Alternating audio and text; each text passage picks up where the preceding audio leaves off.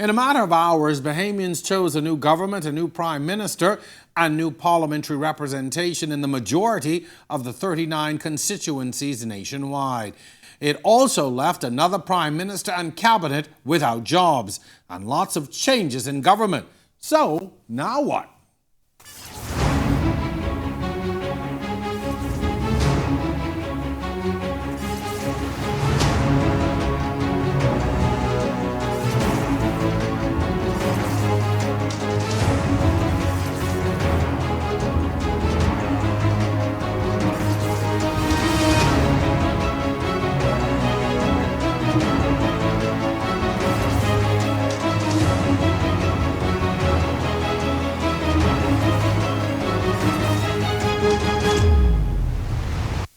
Are we headed in a new direction? Is it in fact a new day as the PLP campaigned on? Or are we in another cycle of the same? Hello and welcome to On the Record. I'm your host, Jerome Sawyer. From a landslide victory 4.5 years ago to a small minority, from a crushing defeat to a magnanimous victory. The political tables have turned for the fourth time in 20 years. The FNM has indicated they will elect a new leader, but who? And despite calls for real political change, no third party managed to emerge with a single seat at the governing table. The question is, will things truly be different this time around? Tonight we begin to look at the future and unwrap the layers of the 2021 election. Now behind us. Our topic tonight, the cycle continues.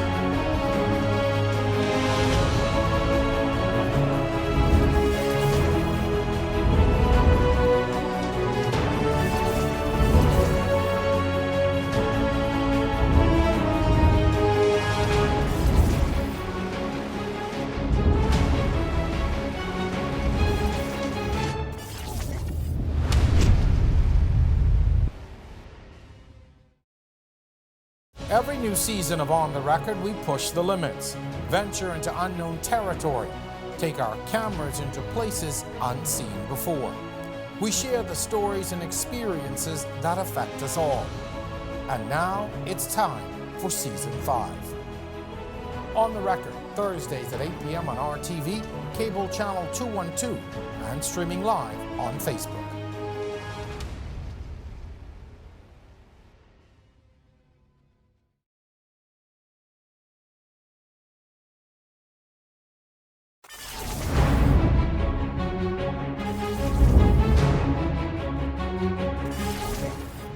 Welcome back to On the Record. I'm your host, Jerome Sawyer. Tonight, our topic is the cycle continues. The Bahamas is known to have a high voter turnout of about 90%. In 2017, there was an 88.36% voter turnout. But this time around, a snap election being called during the middle of a pandemic produced only a 65% voter turnout. So let's take a look at some of the determining factors for voters. So here on our Voice of the Bahamas poll, which one issue most influenced how you voted? You can see here 19% of the people polled said it was the economy. Now moving along to what do you think about the state of the nation's economy? 53% gave it a negative rating. Also, what do you think of the government's handling of COVID-19? The outgoing administration got a 37% negative rating. You can see only 29% gave positive marks. Also, what is your view of the government's handling of job creation? 53% gave a negative polling. Now, when did you decide which candidate you would vote for? If you see down here at the bottom, 65% made up their minds that it's even before elections were called. We're definitely going to elaborate on that a little bit more in tonight's show. And finally, what single factor was most important or most influenced your vote? We see here a loyal supporter of my party. These are some critical factors which led to the outcome of last week's election vote. When we come back, we're going to delve into these issues and begin to determine exactly what happened and why, and more importantly, what's the future going to look like? Stay with us. On the Record continues right after this.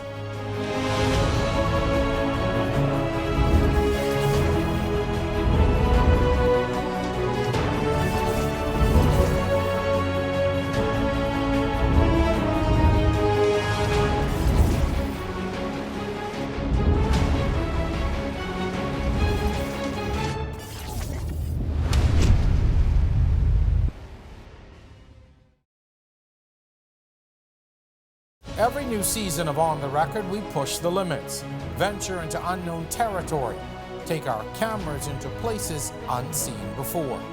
We share the stories and experiences that affect us all.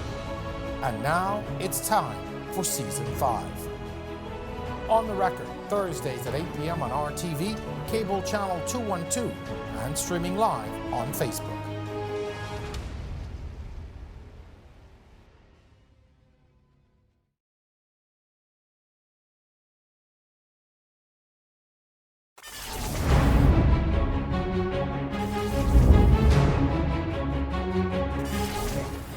Welcome back to On the Record. I'm your host, Jerome Sawyer. Tonight, our topic is The Cycle Continues. With endorsements from big names like Buju Banton and DJ Khaled, the Progressive Liberal Party went above and beyond on the campaign trail this election. And although they were successful and won governance for the next 5 years, they have some pretty heavy lifting ahead. COVID-19 is alive and well in the community. It's pushed our healthcare system into collapse, and our economy is still on life support following a year-long economic shutdown. Here to talk about, in some ways, the next 5 years, but more importantly, the events of the election, is one of the individuals who has helped to make the PLP's campaign a resounding success. I'm joined by Kevin Simmons, National Campaign Coordinator for the PLP. Sir, welcome to On the Record. Good evening, and thank you for having me, Jerome. So let's talk about what it's like to run an election campaign. I think most of us, as the media and certainly as the wider public, we see it from the outside, not understanding what goes into running a national campaign. But what was it like running this campaign, and to some degree as opposed to previous campaigns? Well, two things. Running a national campaign, it's a production. It's like an assembly line. You have many, many moving parts. And sometimes a part that's moving over in Section A may not know what Section B is doing, but as a coordinator, you've got to bring those pieces together to make the whole. I guess coming from a manufacturing background, I have a very good appreciation for that kind of stuff. Mm-hmm. This campaign has been one that has been challenged with the current prevailing situations. We've got the COVID, we had the curfew, and so we had to work within those parameters. The leader, Mr. Prime Minister Davis, he really was the maestro that assembled a team that he thought could do all that was necessary to bring home, if I could say, the bacon. Mm-hmm. And sure enough, we did deliver, and all is well. But it was a great team effort. I can say it was a team, and we had all the teams working on all cylinders. And our leader just made sure that the team was always focused. This is where we need to go. We would call regular meetings to ensure that everybody knew where we're at and what was to be done the following week. Is it different running a campaign when you're in opposition? It's extremely difficult running a campaign in opposition. It takes a lot of funding to run a campaign. And in this particular case where we had a short sprint, and there were people, donors, local donors, who like to gauge the temperature before they commit. And then, of course, you had a lot of donors who would have suffered a year of zero to little income. And so some of the benefactors who would have normally been more generous just didn't have the means. And so you had to be creative and utilize the limited resources you had more as efficiently as you could. What would you say was the winning strategy for you? To stay focused, to keep the high road. Interesting, because I saw a lot of negative campaigning coming from the Free National Movement, particularly against Brave Davis. That's correct. I think their whole campaign strategy was to cut the head off, and you have no worries there. And so all those attacks on our leader actually worked against them, because those who were swing voters or neutral voters were not persuaded by the negativity. I dare say, some of the more senior amongst us, when they were advertising on the cutting into the CNNs and the rest of it, thought that they were exposing our dirty laundry to the world. They didn't realize that that was only done in the Bahamas. And so that impacted, and that caused some concerns from amongst the seniors. And some of the regular people just thought, why are they doing this internationally? And while they pushed, in your estimation, the negative campaign, what was the PLP's push? The PLP push was just to sell our plan and what we intend to do to manage this country. And we stayed focused on that. We did not buy into their negativity. We did not counteract their negativity, even though some of our supporters wanted to use the Trump expression, red meat. And they were calling for us to be more reactive to the negativity. But our leader and the whole campaign team stayed focused on selling our plan to the Bahamian people. There is this belief that the Bahamian public votes out governments as opposed to voting parties in. How much of the discontentment factor with now former Prime Minister Minnis and the FNM, how did that discontentment factor work for you? I think the fact that, and I don't want to delve too much into what the FNM didn't do as opposed to what we did, but what the people wanted to hear was how you're going to move the country forward. There was nothing about their achievements. So with all their ads, I saw, if anything, very little about their achievement. So they were not campaigning on their record. They were just campaigning on what Mr. Brave Davis did or didn't do. Nothing about what they did, nothing about what they were going to do, quote unquote, in the future. It was what? The thing was our future? What was it? It's about your future. It's about your future. Well, did you hear anything about your future? Did you? Now that your party has transitioned from opposition to government, what now changes even from a party perspective? I was kind of having this discussion on the way in this morning about how you now transition, or what should happen to the party once you become government. Well, the party stays the party. The party decided on a blueprint the way forward. The government will go and operate based on what they sold to the Bahamian people. And the party is there to support the government to say, hey, you're not going along the line we agreed to go on, and that is the role of the party, to keep the government focused. But the whole governance is predicated on what we sold to the Bahamian people, our print. It outlined all what we intended to do. Now, one of the things that was concerning to myself and others were the campaigning activities. People were locked away for more than a year. This was an opportunity to get out and move around and do things and interact. And some of the images were disturbing. Were you concerned, and are you concerned that we may see a residual from that? Yes, there's that concern that could happen. But again, the PLP was very responsible in the way we campaigned. No drive-up rallies, even though some of our supporters were calling for it. Everything was virtual for the most part. In the family of violence, we adhered to the protocols, and so we kept distance, social distancing. So we adhered, and it worked in our favor, because at the end of the day, the voters were saying that we appear to be a responsible party, and therefore they would trust us to be a responsible government. Do you think it worked against the FNM to have all of these restrictions in place, and then once we got to the campaigning, it was, well, you're now allowed to Jerome, drive up and do all these kinds of things, when it couldn't happen before? At the start of the pandemic, Prime Minister Davis put together a committee headed by Dr. Michael Dowell, or co-chaired by Dr. Marvitt and Dr. Evans, and presented a plan to the government to assist in us beating this pandemic or managing better. You may recall on a couple of occasions, I think the Prime Minister, the then Prime Minister Minnis said, he don't listen to Brave Davis. And Prime Minister Davis took over. He immediately began to, first day on the job, the curfew was changed because there was no scientific evidence to suggest that curfew goes to sleep at certain hours and wake up at certain hours. It doesn't go to sleep 10 o'clock in the morning, then wake up 5 o'clock, then go to sleep 7 o'clock, then wake up 8 o'clock. So there was no scientific facts based on our team to justify that. So he relaxed that somewhat. He was calling for more testing. And because you test, you have a better grip on it. Contract tracing. I had COVID. The current prime minister had COVID. We all got it about the same time. I can speak that there was no contract tracing. Nobody asked me who I was in contact with. Nobody did.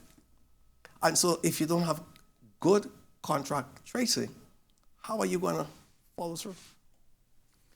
Your party now, government, has some very huge challenges ahead of it. The COVID-19 crisis, as we've all agreed, is still very much a crisis for us. Healthcare system is suffering because of that. The economy is teetering in many respects, having been shut down for so long. What can the Bahamian people expect from the PLP within the next 30 to 60 days? Well, immediately upon being sworn in, Prime Minister appointed his deputy, same day, who was charged with responsibility for tourism and aviation and investment, to go out and see where we at and make recommendations to move us forward from the investment standpoint. Immediately when Dr. Davil was sworn as Minister of Health, he hit the ground running. He was in Freeport yesterday and he was at the PMH. So we are being proactive. We all along we were making recommendations, and now we have the opportunity to implement a lot of the recommendations we were making. And the Prime Minister has been on the job immediately once Dr. Minnis sent him his message to say he had conceded the election. What would you say, though, are the key priorities for this government right now? But we've got to bring our health issues in manage our health issues. That has to happen. We've got to get people back to work. We've got to open the economy, but open the economy responsibly. Those must happen. And of course, education. Our children, our students have been out of school far too long. We've got to get a grip on that. So there are some immediate promises that were made to the Bahamian people. For instance, I think when the Prime Minister visited the hospital, he talked about a new hospital, increased wages for doctors and nurses. There was even during the campaign a promise of the reduction of VAT, elimination of aspects of the travel visa, things of that nature. And there is always the concern that a new government will overpromise and underdeliver.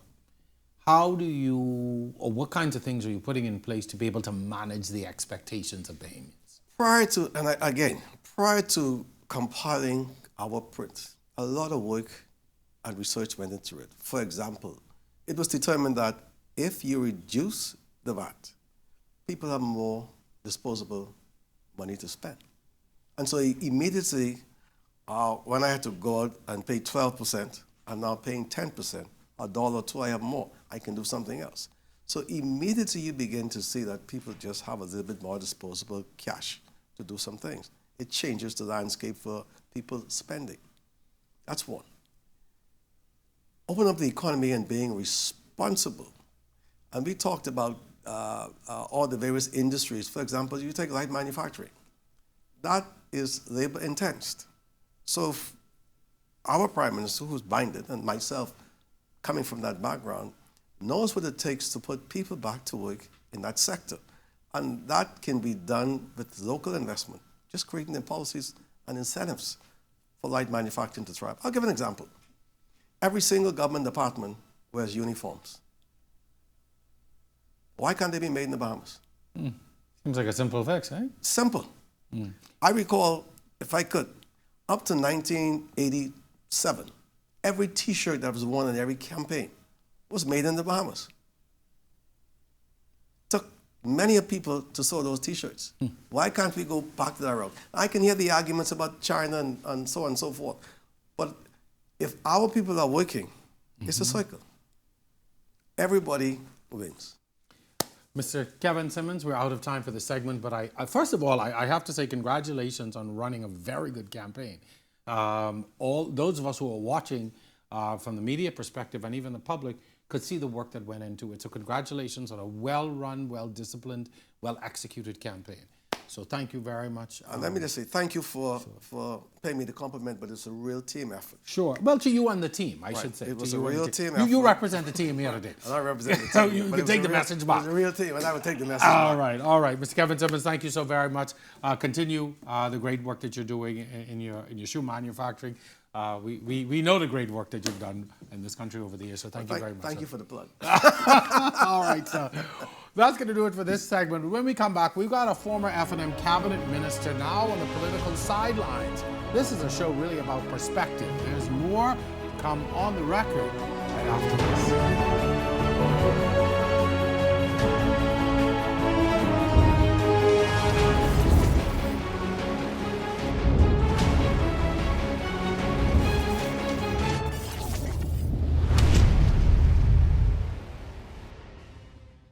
Every new season of On the Record, we push the limits, venture into unknown territory, take our cameras into places unseen before. We share the stories and experiences that affect us all. And now it's time for Season 5. On the Record, Thursdays at 8 p.m. on RTV, cable channel 212, and streaming live on Facebook.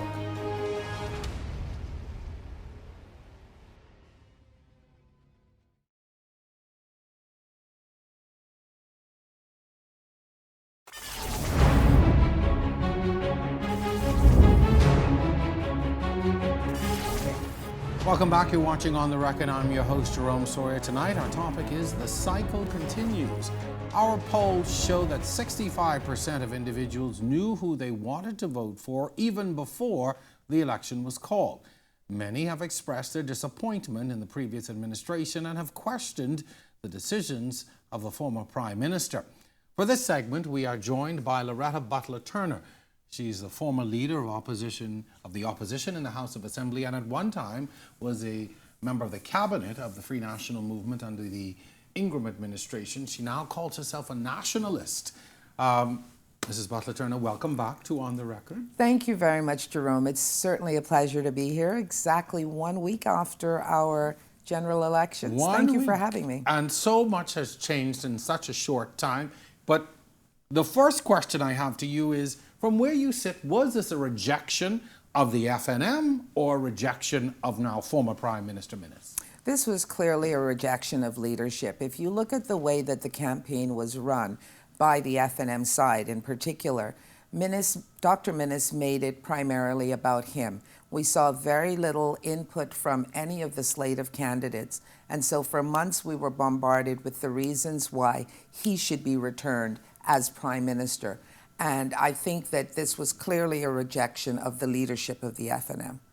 What you saw play out in this election, and in some instances what obviously was a lack of confidence that the people were expressing in him, was this the same thing that you saw in the House of Assembly when you in 2016 made that move, you and 7 others, to have him removed as opposition leader in the House?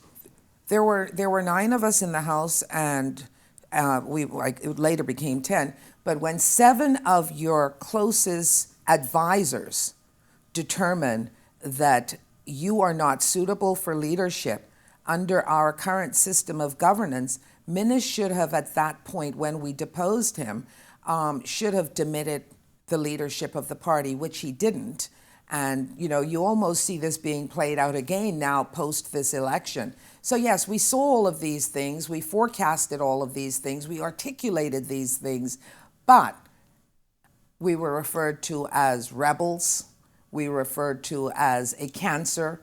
Nobody believed us, or should I say very few within the hierarchy of the Free National Movement believed us. Do you feel vindicated now? Well, clearly we've all been vindicated, but it's not even a matter of how I feel. I think the most important thing is that we must always be real with our audiences and our supporters. And so this truly was not about whether I'm vindicated or not, or whether the rest of us are vindicated. This was clearly about us trying to say to you, listen, these are the realities. This is how we see it. We've worked very closely with this gentleman for X amount of years. This is what we have to do. In 2017, the Free National Movement was given a clear mandate by the Bahamian people. An overwhelming victory came in with very favorable ratings, the Prime Minister and the Cabinet. Everything was laid out. What happened? Where did you see, or when did you recognize that things started to go wrong? The very first move that the Prime Minister made when he made himself the CEO of the Cabinet, which is certainly such a redundant and ridiculous move. If you're going to be the Prime Minister of the country, there has got to be a portfolio that you are willing to do. You cannot be lord and manor over the entire organization. So there's no such thing in governance as a CEO, as far as I'm concerned. So I thought really, and when he started naming his cabinet, I saw some very clear errors right from the very start, where originally he had made Brensel Roll, for example, a Minister of State for National Insurance, but yet there was no substantive minister named. I don't know if people would remember that, but these are some of the recollections that I recall. And then later, they backtracked and made Brensel Roll a full-fledged minister. So there were a lot of very crazy mistakes that were made. And you were looking at a cabinet that was not entirely new, because you would have had Dr. Minnis, you would have had Desmond Bannister, Carl Bethel, Dion Folks. You would have had quite a few of them that had sat around the cabinet table before. So you immediately started to wonder, who are the persons that are advising these particular appointments, or these different initiatives that they're doing. And clearly it harkened back to my thoughts that already you began to see that sort of autocratic type of leadership. So very early I saw the signs. Now, what I wanted not to do was to jump in immediately and be critical at that time, because every administration deserves a period of adjustment. Sure. But those are just things that if persons who are clearly articulate in their memory, they will recall that those things had happened. One of the things that party insiders were saying from the very beginning and straight through until the end was that there were so many individuals who were within the FNM, who had the experience, who had the know-how, who were willing to help, but were shut out. Well, I think the clearest example of that is when we had the devastating Hurricane Dorian, when you had two previous prime ministers, one who came to power in August of 1992, and the first crisis he had to deal with was Hurricane Andrew. And then, of course, the other prime minister from the other side of the political divide, both seasoned politicians who would have helped to mentor, I would think, the then prime minister. And there was that outright rejection. I thought that was probably clearly demonstrating the fact that he was not wishing to have any assistance. And I'm not talking about, I'm talking about real assistance, because they could have helped to alleviate some of all of the challenges that one had with these islands, Grand Bahama and Abaco in particular, two of the major economic engines of our country. Do you think that his experience with being ousted as leader in the House created trust issues for him? No, I believe, and I like to be very frank, and unfortunately I think sometimes my frankness and my forthrightness is not appreciated at the time. We bring you on the show for you to be frank and but honest. I do believe that those insecurities existed very much long before that, and yes, it was a devastating blow, but it wasn't something that materialized overnight. You have to realize that when we made that move, there had been months and months of meeting and trying to iron out our differences. It was not just, so we've decided we don't want you as leader. And it had involved a huge cross-section of the hierarchy of the FNM. And many of them just kept telling us, you've got to work with him, you've got to work with him. But at the end of the day, it became impossible when you no longer respect the advice of your colleagues. So just last evening, the FNM made the decision, and he seemingly has agreed to step aside as leader once the party goes into a convention. your take on that, and what do you think the future of the FNM will be without a Hubert Minnis as leader? I have no idea. As you know, I'm no longer a part of the Free National Movement. They have. What should it be? If I were in the position that Hubert Minnis is currently in, I would have announced, not wait for the party to determine that I need to allow someone else to lead. It was a devastating defeat. They had the largest margin of victory in 2007 of any political organization up to that point. So that was a crashing defeat. That was a referendum on your leadership. When you have that type of referendum, you do the honorable thing. Hubert Minnis, unfortunately, has never been, in my opinion, the type of individual that accepts rejection. So while he's going to hold on until a convention is held, I would dare say that the makeup of the FNM, as I recall it, and I'm no longer a part of it, were already stacked very effectively by many, many supporters of Minnis. So who knows what's going to happen in November? I have no idea. Interesting.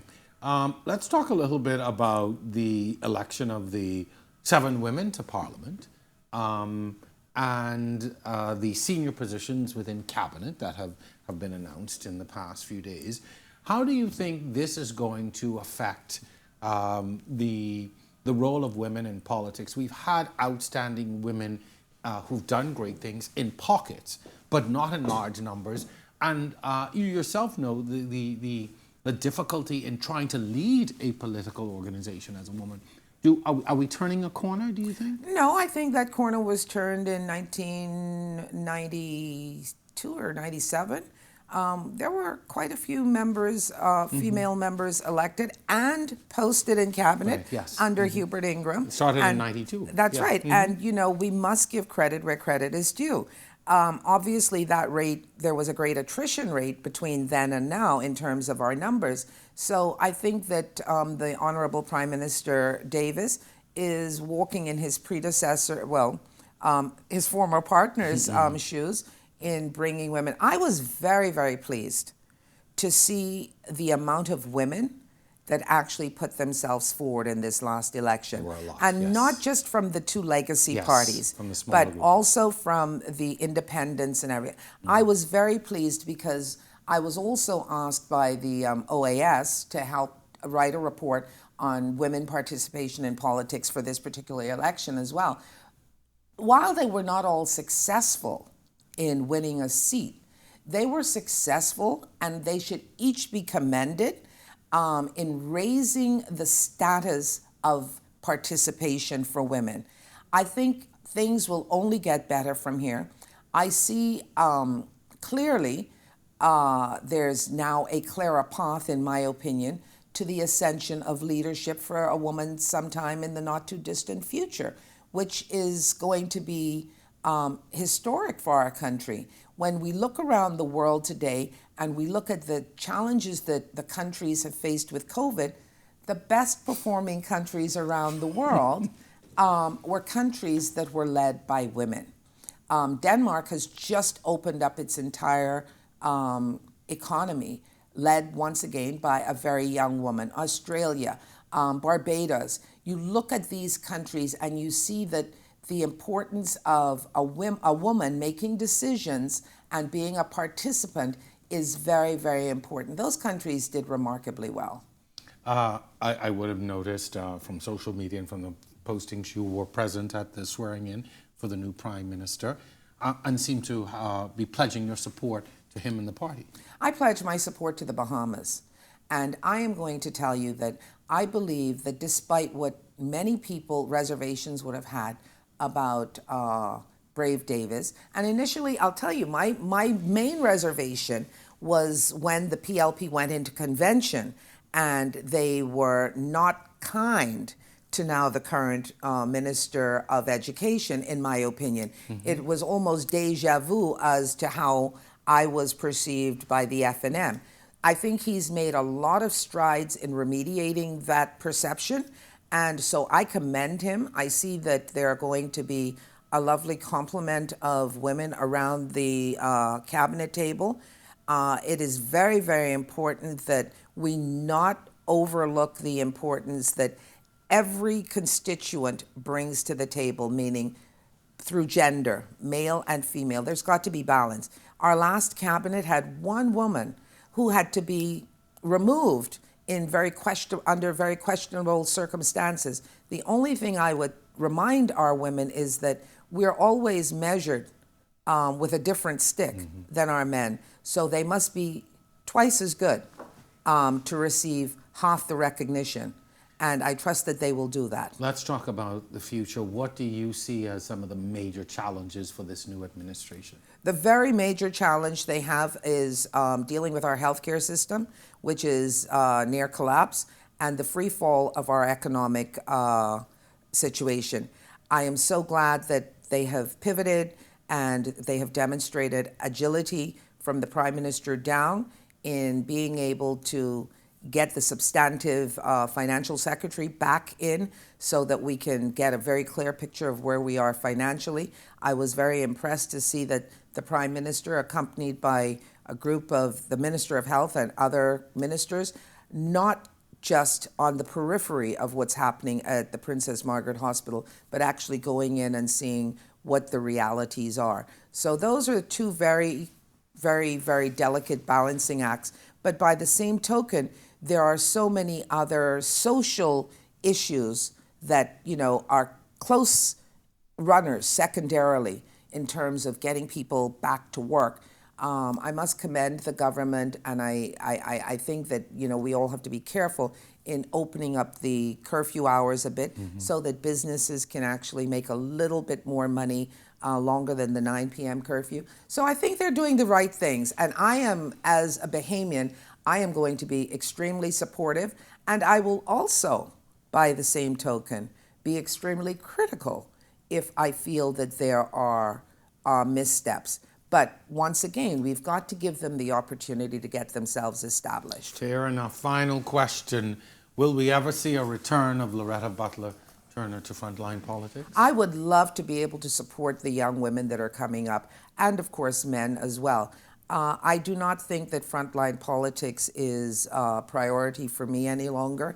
I would like to see myself being able to help our country in any capacity besides frontline politics.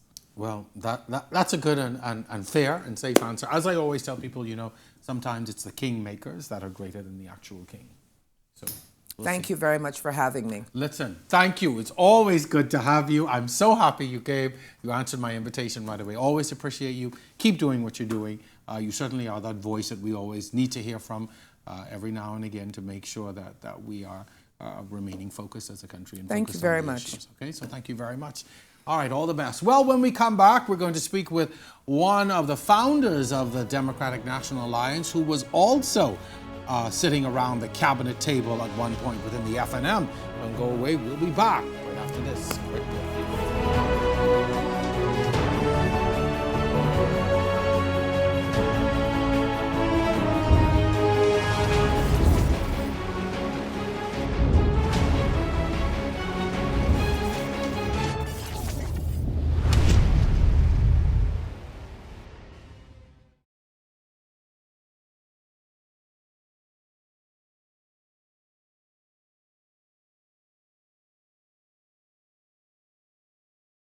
Every new season of On the Record, we push the limits, venture into unknown territory, take our cameras into places unseen before.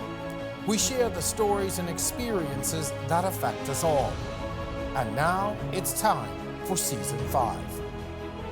On the Record, Thursdays at 8 p.m. on RTV, cable channel 212, and streaming live on Facebook.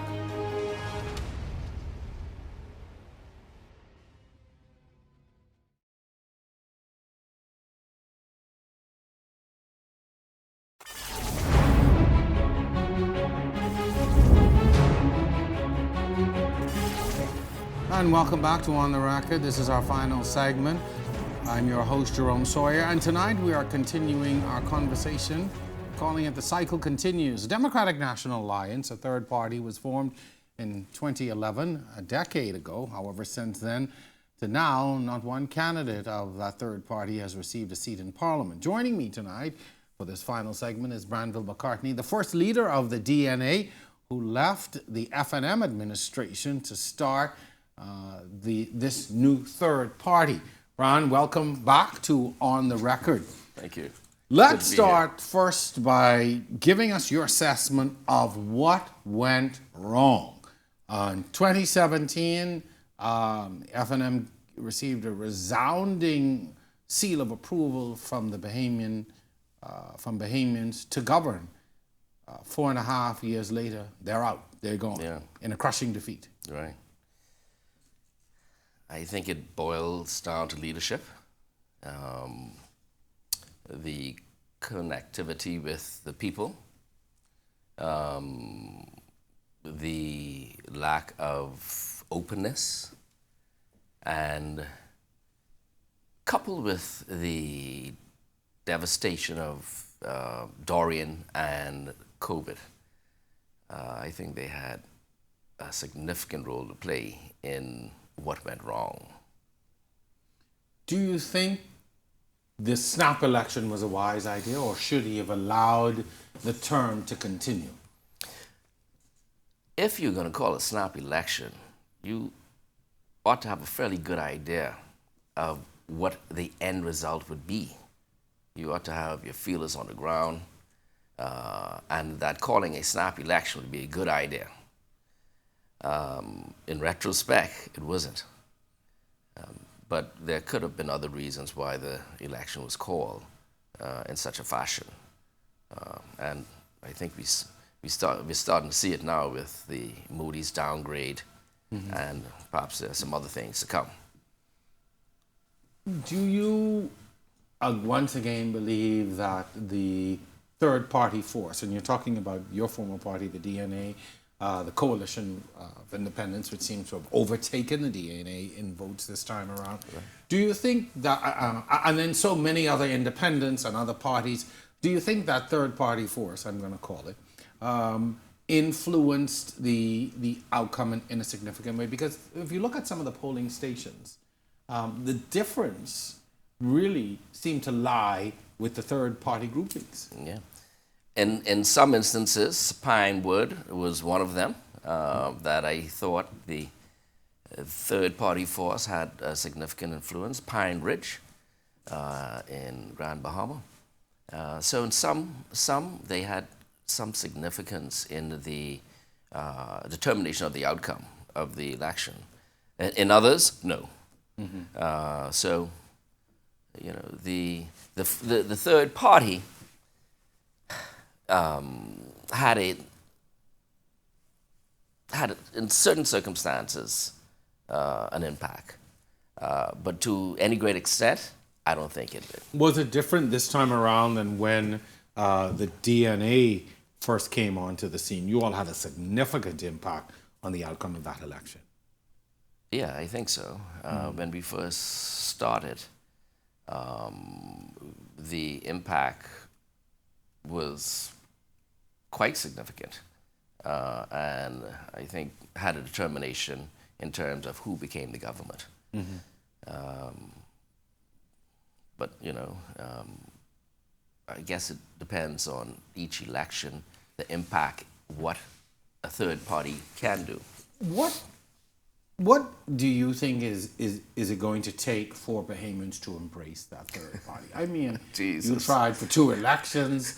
DNA went into the third election with a whole new leader, new slate, and still, you know, you had the coalition, and still Bahamians went back to the 2 big boys at the table.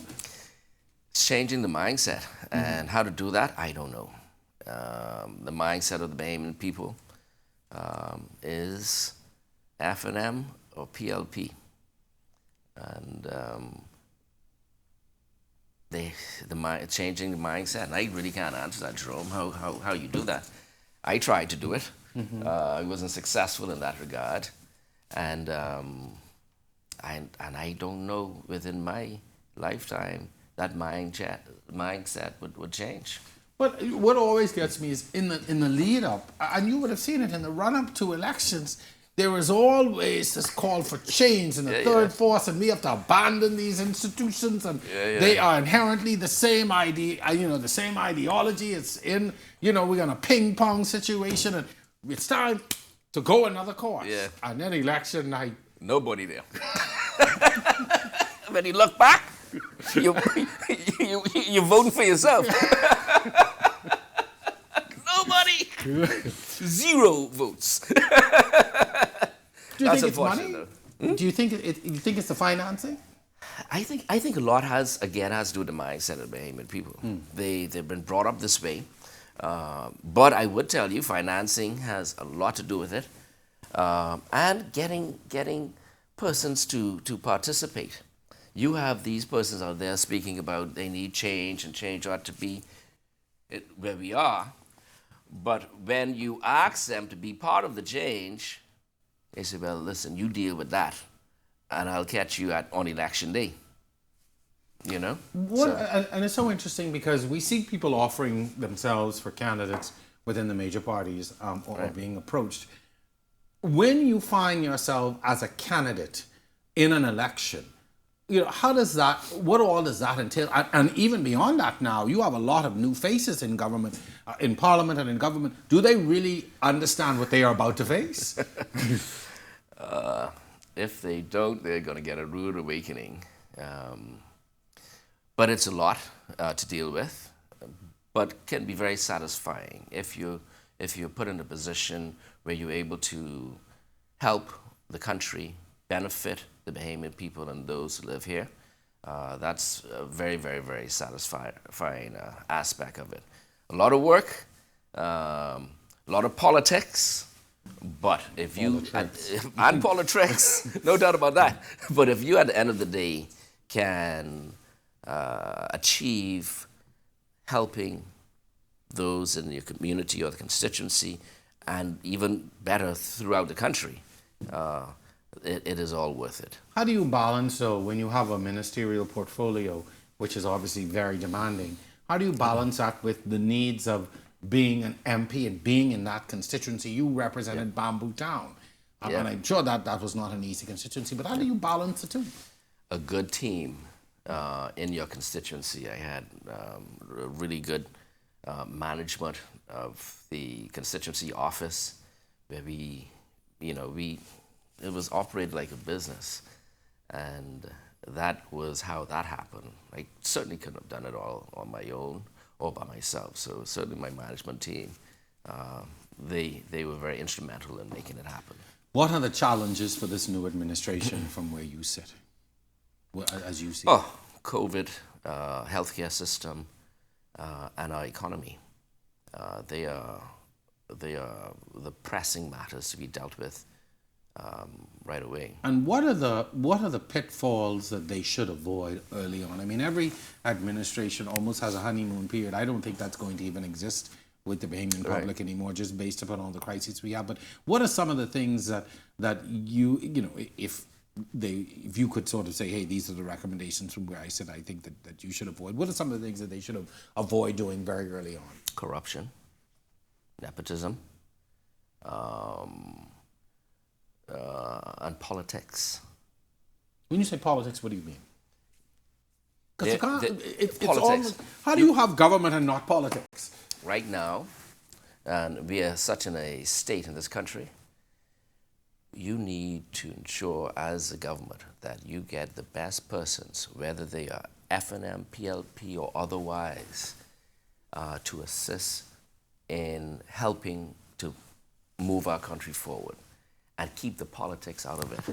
I've seen over many years, because of politics, we were unable to advance our country, and by extension advance the Bahamian people because of politics. I won't hire this person or make this person the chairman of this particular board because he's not a PLP or he's not send that one home. Yeah, or do that. Yeah. When in fact that person should remain and they're doing a good job, but they just have a different type of politics. Politics is sometimes one of the worst things to good governance. And so we need to let's not fall into that aspect. Mm-hmm. You would have spent a significant amount of time, as a young man in politics. You entered politics. You won under the leadership, Ingram administration. Almost had a bit of star power. You got into your role. People, liked what you were doing, but midway you got out. Do you regret that? And there's a reason why I'm asking this question. Do you regret moving out of government to go out on your own to start a party at a time when you did? Not at all. Not at all. Of course, politics is like a marriage, or being involved in a party is like a marriage. You don't get into a marriage to get a divorce. Same thing with politics. You don't get into a party to leave it. But circumstances dictated that would have been a necessary step at the time. So there's no regret whatsoever. And I'm quite grateful for the opportunity to have served, but also grateful for the opportunity to provide a political, historic moment that came through under the DNA in the Bahamas. And I think you're right. It was certainly an historic moment. Final question, 2 parts. What do you see as the future of the FNM at this point? And will you ever consider re-entering frontline politics? Well, the first one, the FNM, just coming out of a crushing defeat. They obviously will have to revamp, but that doesn't mean it's over for them. Other parties have been in this position before, and even worse, and they've come back. This administration today was in a worse position. 4 members. So the bottom line is, these things happen. You have to look within yourself, see what went wrong, and move forward. In terms of frontline politics, never say never. That's one thing I learned in politics. Never say never. Never say never. All right, that's a good way to end. We'll leave it there. If you change your mind, let me know. Bob McCartney, thank you so very much. Always good to talk to you. You too. All right, that's going to do it for this week's episode of On the Record. Special thanks to all of my guests and to my technical and production staff. We'll see you next time. Same place, same time, right here on The Record.